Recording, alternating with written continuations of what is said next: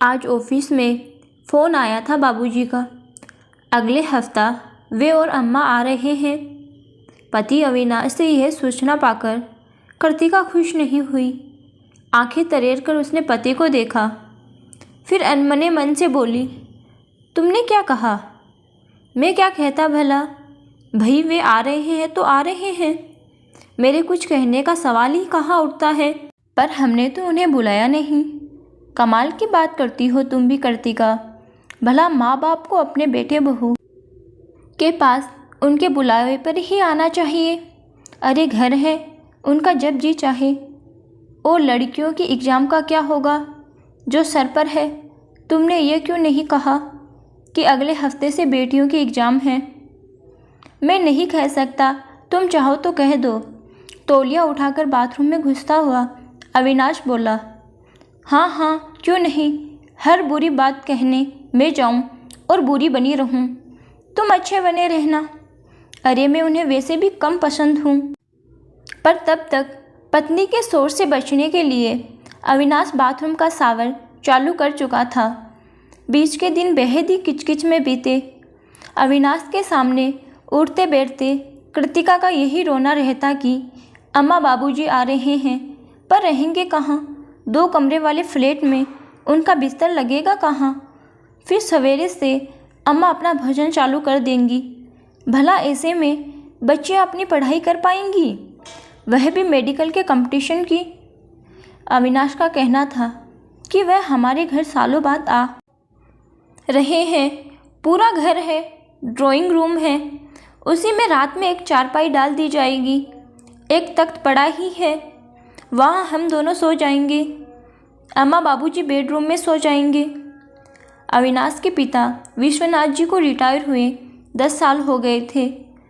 उसके बाद वह अपने शहर के मकान में चले गए थे।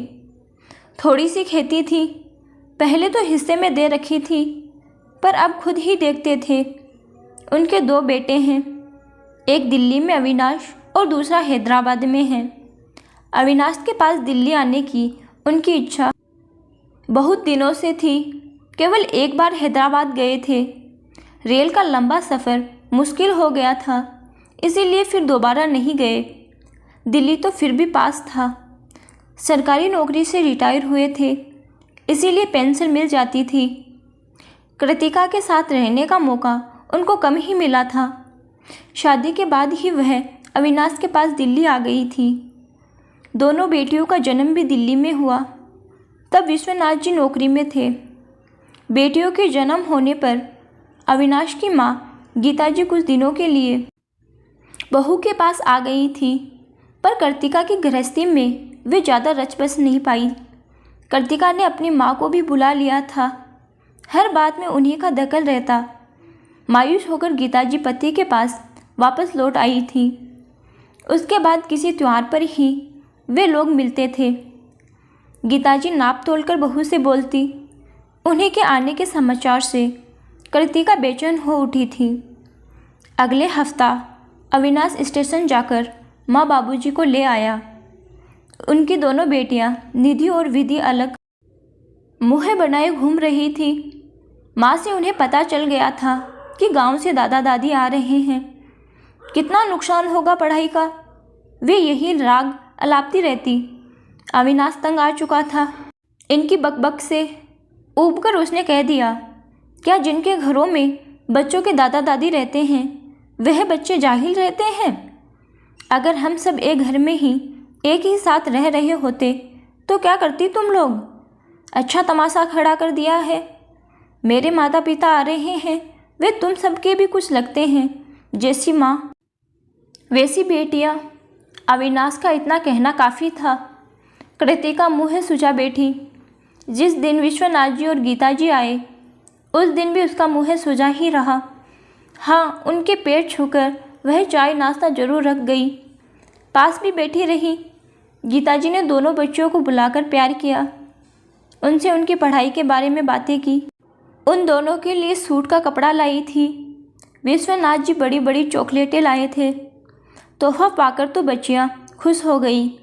दादी के गले में बाहें डालकर झूम गई तो कृतिका ने उन्हें घूर कर देखा। माँ के तेवर देखकर लड़कियां पढ़ने का बहाना कर वहाँ से खिसक ली। खाना भी कृतिका ने अच्छा बनाया था। सास को खीर पसंद थी, सो उसने खीर भी बनाई थी। सोने की बात चली तो विश्वनाथ जी और गीता जी बेडरूम में सोने से मना कर दिया। कहने लगे यहीं बैठक में सो जाएंगे। 4 बजे ही खटपट सुनकर कृतिका की नींद खुल गई। साथ वाले बेडरूम से आवाज़ आ रही थी। जरूर अम्मा बाबूजी उठ गए होंगे। कृतिका मुँह ढककर फिर सो गई। सुबह जब वह बाथरूम में गई तो देखकर दंग रह गई। पूरा बाथरूम साफ सुथरा चमक रहा था। कोना कोना साफ हो गया था। वैसे तो काम वाली रोज ही बाथरूम साफ करती थी, पर इस तरह से तो कभी साफ नहीं हुआ था। बाहर निकली तो देखा बाबूजी सोफे पर बैठ अखबार पढ़ रहे हैं और अम्मा माला फेर रही हैं। मन ही मन कुछ बुदबुदा रही थी। कृतिका को देखकर वे मुस्कुराई और बोली, बहू हम दोनों ने चाय पी ली है, अब तुम हमारे लिए न बनाना। 2 दिन में ही कृतिका ने महसूस कर लिया कि वह जिस चीज़ से घबरा रही थी वैसा कुछ भी नहीं है। सास काफ़ी मदद कर देती है। सुबह की सब्ज़ी काटना, दूध वाले से दूध लेना, शाम की सब्ज़ी काटना और शाम की सब्ज़ी लाना बाबूजी ने अपने जिम्मे ले लिया था। यही नहीं, सामान के पैसे भी नहीं लेते थे। और शाम को माँ बाबूजी दोनों ही सामने वाले पार्क में चले जाते। लड़कियाँ भी दादाजी के पास बैठकर खूब बातें करती। अविनाश खुश था कि परिवार में शांति कायम है। रात को सोते समय अविनाश ने कृतिका को छेड़ दिया। अम्मा बाबूजी को आए काफ़ी दिन हो गए। तो क्या हुआ? कृतिका फ़ौरन बोल पड़ी। अच्छा यह बताओ, बाबूजी अपने मकान का क्या करेंगे? उसमें दोनों भाइयों का हिस्सा लगेगा या सिर्फ तुम्हारा? अविनाश बोला, जाऊं पूछने? कृतिका चिढ़ गई। तुम तो हर वक्त गुस्से में ही रहते हो, किसी भी बात का सीधा जवाब नहीं देते। तुम बात ही ऐसी करती हो। अरे बाबूजी का पुश्तैनी मकान है, काफ़ी हिस्सा तो बाबूजी ने अपने पैसे से बनवाया है। वह जो चाहे करे मकान का। वाह, भूल गए क्या? जब विधि के मेडिकल दाखिले के लिए हमने 1 लाख रुपए मांगे थे और उन्होंने मना कर दिया था। पैसे होते तो आज विधि का मेडिकल का दूसरा साल होता। 1 साल ड्रॉप करने की वजह से दोनों बहनें एक साथ मेडिकल में बैठ रही हैं। कृतिका रुआसी ओ उठी। वो प्राइवेट कॉलेज था। कृतिका, निधि इस बार पहली बार कंपटीशन दे रही है और विधि दूसरी बार।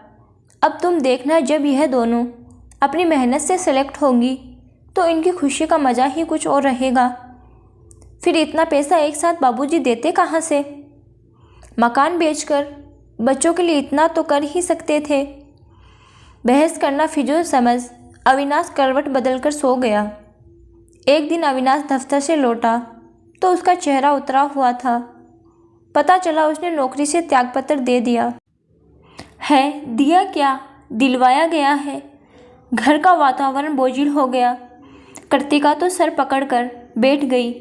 20-25 हज़ार रुपये प्रति महीने कमाने वाले परिवार में कई चीज़ों की किस्तें भरी जा रही थी। कार और फ्लैट की किस्तें तो अभी काफ़ी देनी थी। कृतिका अपनी सास के पास पहुंचकर रोने लगी। विश्वनाथ जी भी परेशान हो गए। दूसरे दिन तो एक अजीब ही बात हो गई। कहाँ तो अम्मा बाबूजी अभी होली तक रुकने वाले थे और कहाँ आज अचानक ही सुबह सुबह में चले गए। अविनाश परेशान सा सर हाथों में दिए बैठा रहा। कंपनी ने अभी हर्जाना भी नहीं दिया था, तब तक कैसे चलेगा सब कुछ? लो चले गए ना तुम्हारे माता पिता, तुम्हें मुसीबत में छोड़कर। इसी का दम भरते थे। कृतिका को मौका मिल गया था बोलने का। अविनाश खुद नहीं समझ पा रहा था कि अम्मा बाबूजी ने ऐसा क्यों किया। उसकी मुसीबत में बजाय उसका हौसला बढ़ाने के वे खुद चले गए।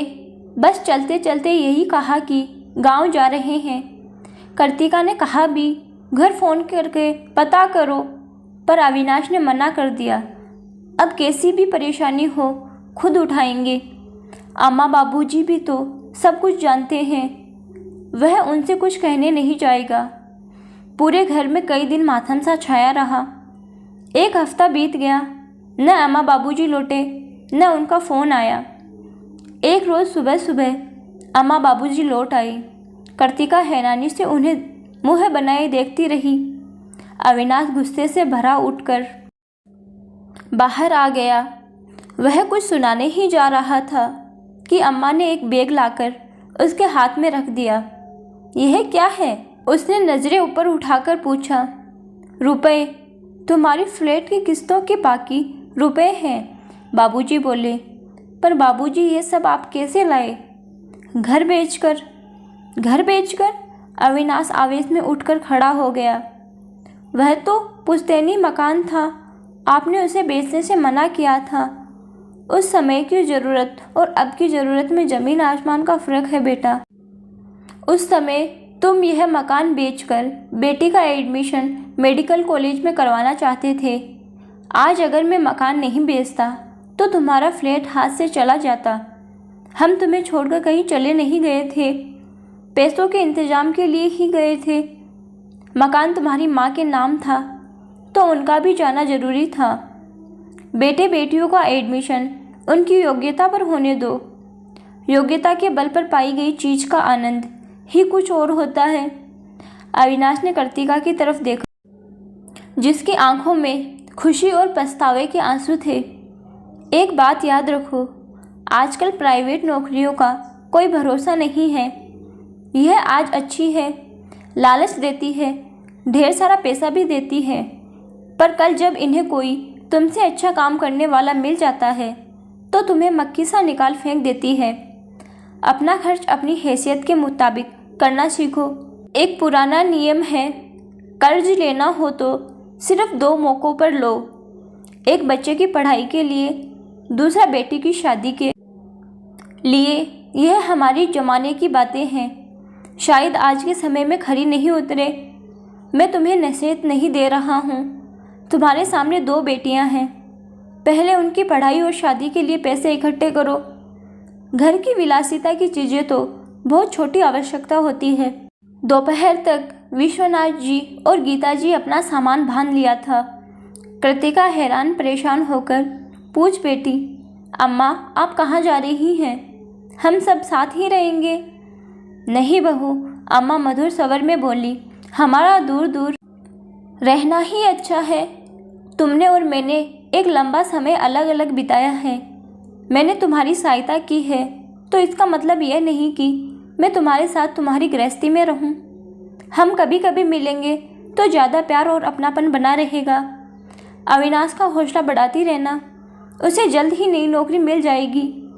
इतनी सारी डिग्रियां हैं उसके पास। जीवन में उतार चढ़ाव तो आते ही रहते हैं, उनसे हिम्मत नहीं हारते। यही तो जीवन है बहू। पर माँ जी देखो बेटी। अब की बार विश्वनाथ जी बोल पड़े। मन छोटा हो तो बड़े से बड़ा घर भी आदमी को छोटा पड़ने लगता है। एक अरसे से हम अलग अलग रह रहे हैं, अब एक दूसरे के साथ रहकर एडजस्ट करने में दोनों को परेशानी होगी। खैर छोड़ो इन बातों को, तो बस तुम और बच्चे खुश रहो, यही कामना है।